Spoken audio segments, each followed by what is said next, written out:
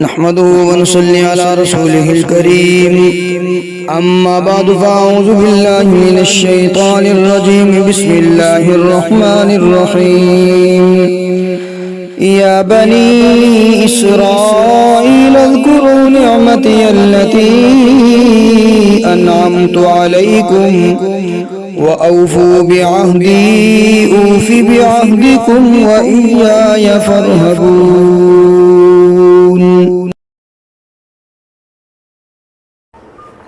یا بنی اسرائیل،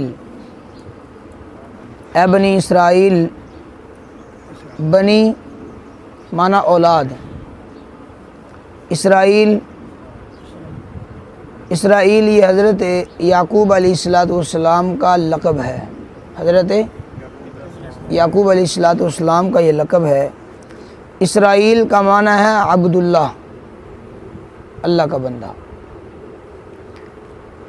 چونکہ حضرت یعقوب علیہ السلام کی جو اولاد ہے، ان کے 12 بیٹے تھے۔ ان کی جو آگے اولاد چلی ہے وہ سارے بیٹوں کی جو اولادیں ہیں وہ ساری کی ساری بنی اسرائیل ہیں، یعنی اسرائیل کی اولاد، حضرت یعقوب علیہ السلام کی اولاد۔ حضرت موسیٰ علیہ نبی جینا بھی اسی کے اندر تشریف لائے ہیں۔ یا بنی اسرائیل، اے بنی اسرائیل، اذکرو، یاد کرو، نعمتی، میری نعمتوں کو، التی، میری وہ نعمتیں، انعمت، جو میں نے کی، علیکم، تم پر، جو نعمتیں میں نے تم پر کی، ان نعمتوں کو یاد کرو۔ وَأَوْفُوا، اور تم پورا کرو، بعہدی، میرا عہد، میرا وعدہ، اوفی، میں پورا کروں گا، بعہدکم، تمہارے وعدے کو، وَإِيَّایَ، اور مجھ ہی سے، فرحبون، بس تم ڈرتے رہو۔ یا بنی اسرائیل، اے بنی اسرائیل، اذکروا نعمتی التی انعمت علیکم، یاد کرو میری ان نعمتوں کو جو میں نے تم پر انعام کیا۔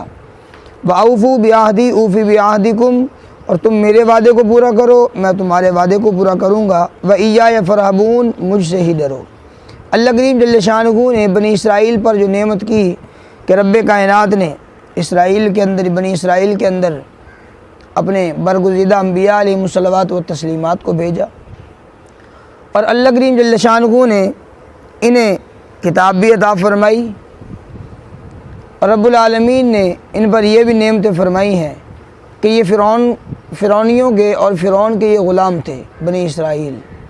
اللہ کریم جل شانہ نے وہاں سے بھی چھٹکارا نصیب فرمایا، فرعون کو غرق کیا، دنیا کے اندر عبرت کا نشان بنایا، اور بنی اسرائیل کو بچا لیا، اور ان کے لیے رب العالمین نے دریا میں سے رستے نکالے، رستہ بنا دیا، پانی کو اپنی جگہ پر ٹھہرایا، یہ بالکل سڑک بن گئی ان کے لیے، دریا، وہاں سے گزرے، آسانی کے ساتھ گزرتے ہوئے دوسری جانب چلے گئے۔ فرعون جس وقت گزرنے لگا تو وہ مارا گیا۔ یہ ساری کی ساری اللہ کریم جل شانہ کی نعمتیں ہیں۔ رب العالمین نے قرآن مجید فرقان حمید کی ابتدا کے اندر مومنین کا تذکرہ فرمایا، پھر کافروں کا تذکرہ ہوا، پھر منافقین کا تذکرہ ہوا، پھر اللہ کی عبادت کرنے والوں کا تذکرہ ہوا، اس کے بعد جنت جہنم کا تذکرہ ہوا، پھر اللہ کریم جل شانہ نے انسان کی ابتدا حضرت آدم علیہ السلام کا تذکرہ فرمایا۔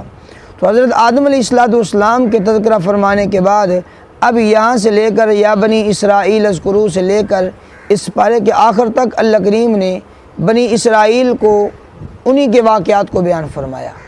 کبھی تو بنی اسرائیل کو ڈرا دھمکا کر انہیں ڈرایا، اور کبھی اللہ کریم جل شانہ نے ان پر خوف طاری کر کے انہیں ڈرایا، کبھی اپنی نعمتوں کا اللہ کریم جل شانہ نے اظہار فرما کر کے تم پر یہ نعمتیں کی، اب تم ہدایت کی طرف آ جاؤ، کبھی اللہ کریم جل شانہ نے ان پر توبیخ کی۔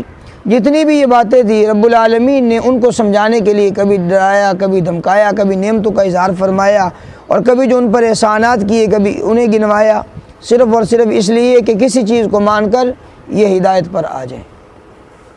فرمایا کہ وَإِيَّایَ فَارْہَبُونَ، یہ وَأَوْفُوا بِعَہْدِی أُوفِ بِعَہْدِکم، اللہ کریم نے فرمایا تم میرا وعدہ پورا کرو، میں تمہارا وعدہ پورا کروں گا۔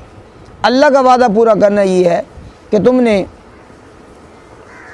اسلام پر اپنی زندگی بسر کرنی ہے، تم یہ وعدہ پورا کرو اور میں تمہارے ساتھ جو تم سے وعدہ کیا گیا ہے میں اسے پورا کروں گا، میں تمہیں اس کا اجر عطا کروں گا، اس کا ثواب عطا کروں گا، اس کی نعمتیں عطا کروں گا۔ وَإِيَّايَ فَارْهَبُونَ، بس تم مجھ سے ہی ڈرتے رہو۔ وَآمِنُوا، اور تم ایمان لاؤ، بما، اس چیز پر۔ یہ ما، لفظ ما جو ہے نا یہ کئی جگہ پر آتا ہے، کسی جگہ پر اس کا معنی جو ہوتا ہے، کسی جگہ پر اس چیز پر ہوتا ہے، کسی جگہ پر اس کا معنی نہیں والا ہوتا ہے، نفی والا ہوتا ہے، لا والا معنی ہوتا ہے۔ تو یاد رکھیے گا یہ ما کی بہت ساری قسمیں ہیں، لفظ ما کی بہت ساری اقسام ہیں۔ ما نافیہ ہوتا ہے، وہاں پر اس کا معنی نفی والا ہوگا، اور کسی جگہ پر یہ ما موصولہ ہوتا ہے، وہاں پر اس کا معنی جو اس چیز وغیرہ یہ معنی ہوگا۔ اور کبھی کبھی یہ ما سوالیہ وہ اس کے لیے آتا ہے، سوال کے لیے، سوال پوچھنے کے لیے یہ ما ہوتا ہے، استفہامیہ، کسی چیز کو پوچھنے کے لیے، جیسے کہا جاتا ہے کہ مسموکا، تیرا نام کیا ہے، یہاں پر کیا ہے اس کا معنی ہے ماں کا، یہاں پر ماں استفہامی ہے۔ گویا کہ یہ ماں کے کئی سارے معنی ہوتے ہیں اور ہر اپنی لفظ کے اعتبار سے اس کا معنی پھر کیا جائے گا۔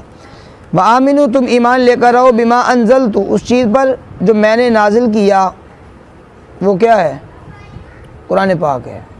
مصدقاً، تصدیق کرنے والا ہے، لما، اس چیز کی، معکم، ما معنی ہوتا ہے ساتھ، کم، تمہارے ساتھ۔ بنی اسرائیل کو خطاب ہے، کہا گیا کہ جو تمہارے پاس کتاب موجود ہے، تمہارے پاس کتاب موجود ہے، یہ قرآن پاک اس کی تصدیق کرنے والا ہے، اس پر تم ایمان لے کر۔ ولا تکونوا، ولا، اور نہ، تکونوا، تم ہو جاؤ، اول کافر، سب سے پہلے کافر۔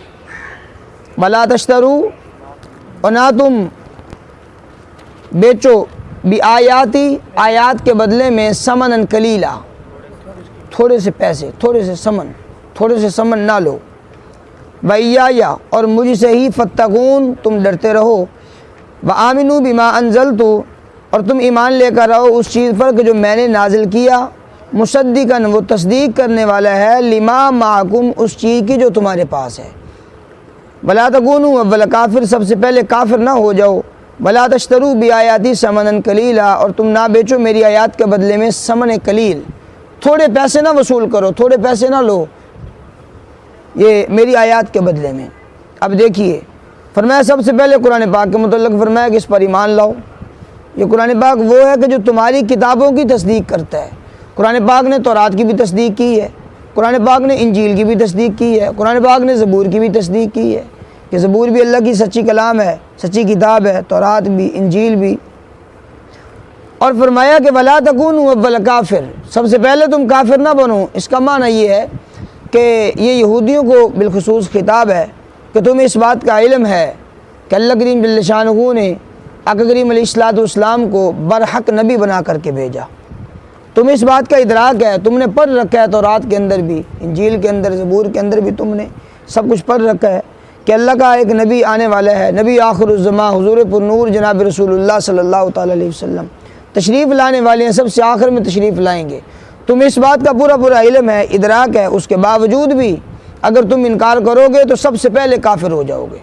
سب سے پہلے کافر ہونے کا نقصان تمہیں یہ ہوگا، جب تک کفر چلتا رہے گا، لوگ انکار کرتے رہیں گے، اس وقت تک سب کا گناہ تمہارے کھاتے کے اندر آتا رہے گا۔ تمہیں تو اس بات کا علم تھا نا، تو پھر علم ہونے کے باوجود بھی تم کفر کرو گے تو سب کا گناہ قیامت تک جتنے بھی لوگ کفر کرنے والے ہوں گے۔ یہی وجہ ہے کہ اگر کوئی شخص کسی برائی کو رائج کرتا ہے، کسی کوئی برائی کا کام شروع کرتا ہے، جب تک لوگ اس برائی کے اندر لگے رہیں گے، اس وقت تک اس برائی کی ابتدا کرنے والے کو اس کا عذاب اور اس کا گناہ ملتا رہے گا۔ اور اگر کوئی آدمی کوئی اچھائی والا کام شروع کرتا ہے، کوئی نیکی کا کام شروع کرتا ہے، جب تک دوسرے لوگ بھی نیکی کرتے رہیں گے، اس وقت تک اس بندے کو بھی اجر ساتھ ملتا رہے گا۔ یہ نیٹ ورکنگ ہے، جیسے چلاؤ گے ویسے چلے گی آگے۔ گناہ کی چلا دو، وہ چلتی رہے گی، اس کا وہ گناہ تمہارے کھاتے کے اندر بھی، جیسے ہر ایک آدمی کو گناہ ملتا رہے گا، اتنا ساتھ تمہیں بھی ساتھ ملے گا۔ وَلَا تَشْتَرُوا بِآیَاتِ ثَمَنًا قَلِيلًا، اللہ کی آیات کے بدلے میں ثمن نہ لو، یہ شان نزول اس کا یہ ہے کہ یہ کعب بن اشرف کے متعلق نازل ہوئی ہے۔ کعب بن اشرف یہ یہودیوں کا ایک تگڑا آدمی تھا۔ اب اس کعب بن اشرف نے کیا کیا، اب لوگ جب کعب بن اشرف یہودی کے پاس آتے اور آ کر کہتے کہ حضور علیہ الصلوۃ والسلام کے متعلق تورات کے اندر کیا ہے، تو یہ چونکہ اس کا دھندا چلا ہوا تھا تورات کے ذریعے، اس نے لوگوں پر اپنا جناب وہ اپنا ایک دباؤ بٹھایا ہوا تھا۔ اب یہ چاہتا تھا کہ اگر میں نے حضور علیہ الصلوۃ والسلام کی تعریف کرنا شروع کر دی جو تورات کے اندر ہے، میرا دھندا بند ہو جائے گا، لوگ سارے کے سارے حضور کے پاس چلے جائیں گے، کلمہ پڑھیں گے، مسلمان ہو جائیں گے، سارے اس کی غلامی کے حضور کی غلامی کے اندر آ جائیں گے، میں تو خالی رہ جاؤں گا۔ اب اس نے کیا کیا، اس نے آقا کریم علیہ الصلوۃ والسلام کی جو تعریفات تھی، جو اللہ کریم جل شانہ نے حضور کی نعت کو بیان فرمایا، اس نے اس کو حذف کر کے اس کے برعکس اور مختلف قسم کی وہ شبہات کے اندر لوگوں کو ڈالنا شروع کر دیا، اور آقا کریم علیہ الصلوۃ والسلام کی تعریف کی بجائے حضور علیہ الصلوۃ والسلام کے خلاف باتیں کرنا شروع کر دی۔ تو اللہ کریم نے فرمایا کہ وَلَا تَشْتَرُوا بِآيَاتِي ثَمَنًا قَلِيلًا، تو میری آیات کو ثمن قلیل کے بدلے میں نہ بیچو، تھوڑا سا پیسہ ہے، یہ تو کچھ دن کے اندر کچھ وقت کے اندر ختم ہو جائے گا، لیکن یہ لعنت جو آپ نے تبدیل کر دیا حضور علیہ الصلوۃ والسلام کی نعت کو، صفات کو، یہ لعنت قیامت تک تمہارے اوپر رہے گی۔ وَإِيَّايَ فَاتَّقُونِ، مجھ سے ڈرتے رہو۔ وَلَا تَلْبِسُوا، نہ تم ملاؤ، الحق، حق کو، بالباطل، باطل کے ساتھ، حق اور باطل کو گڑ نہ کرو آپس کے اندر، حق بات ہے اسے حق رکھیں، باطل ہے اسے باطل بتلائیں، یہ سچی بات ہے یہ غلط بات ہے، اسے الگ الگ کر کے بتلائیں۔ وَتَكْتُمُ الْحَقَّ، اور نہ تم چھپاؤ حق کو۔ یہاں پر لفظ لا نہیں ہے، لیکن معنی اس کا لا کیا جاتا ہے کہ نہ چھپاؤ۔ اس کا کیا مطلب ہے؟ اس کا یہ معنی ہے کہ درمیان کے اندر جو واو آئی ہے نا، یہ واو عاطف ہے۔ یہ تکتم الحق کا تعلق تلبسو کے ساتھ ہے، یہ جو پچھلا جملہ ہے نا تلبسو، تکتمو کا تعلق تلبسو کے ساتھ ہے۔ تلبسو کے شروع کے اندر جب لا لفظ لا آ گیا تو گویا کہ تکتمون کے شروع کے اندر بھی وہ لفظ لا ہے۔ جیسے یہی جملہ ہے، ہم اس کو اپنی زبان کے اندر استعمال کریں تو ہم کہیں گے بھائی حق اور باطل کو آپس میں نہ ملاؤ، حق کو چھپاؤ۔ کیا معنی؟ جیسے حق اور باطل کو آپس کے اندر تم نے ملانا بھی نہیں ہے، حق کو چھپانا بھی نہیں ہے۔ دوسرے جملے کے ساتھ عموماً نفی والا لفظ نہیں بولا جاتا، پہلے جملے کے ساتھ ہی بول دیا جاتا ہے۔ تو دوسرے جملے کا معنی بھی یہی ہوتا ہے کہ جو پہلے جملے کا ہے، نہ تم ملاؤ حق کو باطل کے ساتھ، وَتَكْتُمُ الْحَقَّ، اور نہ تم چھپاؤ حق بات کو، وَأَنْتُمْ تَعْلَمُونَ، حالانکہ تم جانتے ہو، تم تعلمون، جانتے ہو، حالانکہ اس بات کو جانتے ہو۔ وَأَقِیمُوا الصَّلَاةَ وَآتُوا الزَّکَاةَ وَارْکَعُوا مَعَ الرَّاکِعِینَ، اور تم قائم رکھو نماز کو، نماز کو قائم کرو، اقیمو، تم قائم کرو نماز کو، وآتوا الزکاۃ، اور تم ادا کرو زکوٰۃ کو، ورکعوا، اور رکوع کرو، مع الراکعین، رکوع کرنے والوں کے ساتھ۔ یہاں پر اللہ کریم نے اس آیت پاک کے اندر نماز کی فرضیت کو بیان فرمایا۔ اقیمو، نماز کو قائم کرو، یہ ضروری بات ہے، اور نماز کو قائم رکھنا اس کی فرضیت کو بیان فرمایا۔ آتوا الزکاۃ، زکوٰۃ کی فرضیت کو بیان فرمایا، زکوٰۃ ادا کرنا یہ بھی فرض ہے۔ ورکعوا مع الراکعین، جماعت کی اہمیت کو بیان فرمایا کہ رکوع کرنے والوں کے ساتھ رکوع کرو، جماعت پوری جب رکوع کرے اس کے ساتھ رکوع کرو، معنی یہ ہے کہ جماعت کے ساتھ شامل ہو جاؤ، جماعت کے ساتھ نماز ادا کرو۔ اور آقا کریم علیہ الصلوۃ والسلام کی حدیث طیبہ ہے، حضور علیہ الصلوۃ والسلام نے ارشاد فرمایا کہ جو شخص تنہا نماز پڑھتا ہے اسے ایک نماز کا اجر ملتا ہے، اور جو شخص جماعت کے ساتھ نماز پڑھتا ہے اللہ کریم اس بندے کو 27 نمازوں کا اجر عظیم عطا فرماتے ہیں، 27 نمازوں کا۔ تو یہاں پر جماعت کا ساتھ اللہ کریم نے فرمایا کہ ورکعوا مع الراکعین، رکوع کرنے والوں کے ساتھ رکوع کرو۔ اتأمرون الناس بالبر وتنسون انفسکم وانتم تتلون الکتاب۔ اتأمرون، لفظ شروع کے اندر جو حمزہ ہے اس کا معنی ہے کیا؟ تأمرون، تم حکم کرتے ہو، الناس، لوگوں کو، بالبر، نیکی کا، وتنسون، اور تم بھلا دیتے ہو، انفسکم، اپنے آپ کو تم بھلا دیتے ہو، وَأَنْتُمْ اور تم تتلون الکتاب تلاوت کرتے ہو کتاب کی، افلا تعقلون کیا تمہیں عقل نہیں ہے، عقل نہیں رکھتے اس بات کے اندر۔ اب دیکھیے یہ آیت نازل ہوئی ہے، اس کا شان نزول بھی سمجھ لیجئے کہ کچھ یہودی عالم تھے، یہودی لوگ تھے، ان کے کچھ رشتہ دار مسلمان ہو گئے۔ اب جو رشتہ دار مسلمان ہو چکے تھے وہ اپنے یہودی علماء کے پاس جاتے اور ان سے جا کر پوچھتے، ہاں جی بتلاؤ دین اسلام کے متعلق تمہارا کیا گمان ہے؟ وہ کہتے بھائی دین اسلام سچا دین ہے، اس پر عمل کرنا چاہیے، دین سچا دین ہے۔ یہ دوسری اس کا ایک یہ بھی ہے کہ مکہ کے جو لوگ تھے، مکہ کے جو کافر تھے، علماء یہود آقا کریم علیہ الصلوۃ والسلام کی آمد باسعادت سے پہلے مکہ کے کافروں کو یہ کہا کرتے، یہ یہودی جو تھے نا وہ علماء یہودیوں کے علماء، وہ مکہ کے کافروں کو آقا علیہ الصلوۃ والسلام کی آمد سے پہلے کہا کرتے تھے کہ بھائی ایک نبی آنے والا ہے، وہ سچا نبی ہے، سچا نبی ہوگا، برحق نبی ہوگا۔ لیکن جب حضور علیہ الصلوۃ والسلام تشریف لائے اس وقت انہوں نے انکار کرنا شروع کر دیا۔ یہ دونوں قسم کی روایات ہیں۔ تو اللہ کریم نے فرمایا تأمرون الناس بالبر، کیا تم حکم کرتے ہو لوگوں کو نیکی کا، وتنسون انفسکم اور تم اپنے آپ کو بھلا بیٹھے ہو، حالانکہ تمہیں بھی اس پر عمل کرنا چاہیے۔ لوگوں کو تم نیکی کا حکم کرتے ہو، اپنے آپ کو بھول جاتے ہو۔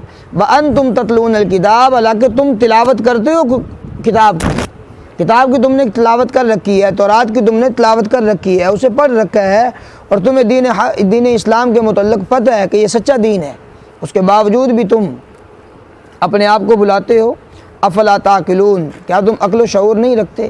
واستعینوا بالصبر والصلاۃ، واستعینوا طلب کرو، مدد طلب کرو، تم مدد طلب کرو بالصبر صبر سے، والصلاۃ اور نماز سے، وَإِنَّهَا اور بے شک یہ نماز لَكَبِيرَةٌ البتہ بہت بڑی ہے، بہت بھاری ہے، إِلَّا عَلَى الْخَاشِعِينَ سوائے خاشعین کے، ڈرنے والے۔ خاشعین کا معنی ہوتا ہے کسی ایک طرف جھکنے والا، میلان رکھنے والا۔ تو فرمایا کہ تم صبر سے مدد طلب کرو، کسی بھی معاملے کے اندر کوئی مصیبت آ گئی، کوئی پریشانی آ گئی، اس کے اندر تم وویلا کرو گے اس کا فائدہ نہیں، اس پر صبر کرو، صبر سے تم مدد طلب کرو۔ صبر کرو گے تب بھی وہی کچھ، نہ کرو گے پھر بھی وہی کچھ، صبر کر لینا ہی بہتر ہے۔ فرمایا واستعینوا تم مدد طلب کرو صبر سے، والصلاۃ اور نماز سے، نماز سے مدد طلب کرو، جب بھی کوئی حاجت کوئی ضرورت پیش آئے فوراً نماز کی طرف متوجہ ہو جاؤ۔ آقا کریم علیہ الصلوۃ والسلام کی حدیث پاک ہے، حضور علیہ الصلوۃ والسلام نے ارشاد فرمایا جب بھی تمہیں کوئی حاجت ہو فوراً رب تعالیٰ کے سامنے جھک جایا کرو۔ یہی وجہ ہے، اور یہی فرمایا کہ آقا علیہ الصلوۃ والسلام نے کہ اگر تمہارے جوتے کا تسمہ بھی ٹوٹ جائے وہ بھی اپنے رب سے مانگو۔ ہماری ان باتوں کی طرف اصل میں توجہ نہیں جاتی، کوئی مصیبت آ گئی، کوئی پریشانی آ گئی، کوئی بیماری آ گئی، فوراً ہم دوڑتے ہیں معالج کے پاس، ڈاکٹر کے پاس، طویل گنڈوں والوں کے پاس۔ کبھی یہ نہیں سوچا کہ اگر ہمارے اوپر یہ مصیبت آ گئی ہے سب سے پہلے ہم 2 رکعت نماز نفل ادا کریں، صلاۃ الحاجت ادا کریں، اس کے بعد رب تعالیٰ سے مانگیں اللہ کریم ہماری اس مصیبت کو دور کر دے، ہماری اس تکلیف کو دور کر دے۔ ہماری اس طرف کبھی بھی توجہ نہیں جاتی۔ حالانکہ ارشاد فرمایا اللہ کریم نے کہ واستعینوا بالصبر والصلاۃ، صبر سے بھی مدد طلب کرو اور نماز سے مدد طلب کرو۔ نماز سے مدد طلب کرنے کا یہی معنی ہے کوئی بھی حاجت پیش آئے فوراً نماز کی طرف متوجہ ہو جاؤ۔ وَإِنَّهَا لَكَبِيرَةٌ إِلَّا عَلَى الْخَاشِعِينَ اور بے شک یہ نماز لکبیرہ البتہ بھاری ہے، إِلَّا عَلَى الْخَاشِعِينَ مگر خاشعین پر، خاشعین پر بھاری نہیں ہے، اس کے علاوہ باقی لوگوں پر یہ بھاری ہے۔ الذین خاشعین وہ لوگ ہیں، الذین وہ لوگ یظنون جو گمان رکھتے ہیں، انہم بے شک وہ لوگ ملاقو ملاقات کرنے والے ہیں، ملنے والے ہیں، ربہم اپنے رب سے ملنے والے ہیں۔ یہ خاشعین کی یہ نشانی ہے، اور عقیدہ بھی یہ ہمیں رکھنا چاہیے، یہ عقیدے کی بات ہے اس کے اندر کہ ہر مسلمان کا یہ عقیدہ ہونا چاہیے کہ ہم رب تعالیٰ کی ذات اقدس سے ضرور ملیں گے۔ اور وَأَنَّهُمْ إِلَيْهِ راجعون اور بے شک وہ لوگ الیہ اس رب کی طرف راجعون لوٹنے والے ہیں۔ خاشعین کی یہ نشانی بتلائی ہے کہ یظنون گمان رکھتے ہیں کہ انہم ملاقو ربہم اپنے رب سے وہ ملاقات کرنے والے ہیں، اور وَأَنَّهُمْ إِلَيْهِ راجعون اور بے شک وہ اپنے رب کی طرف لوٹنے والے ہیں۔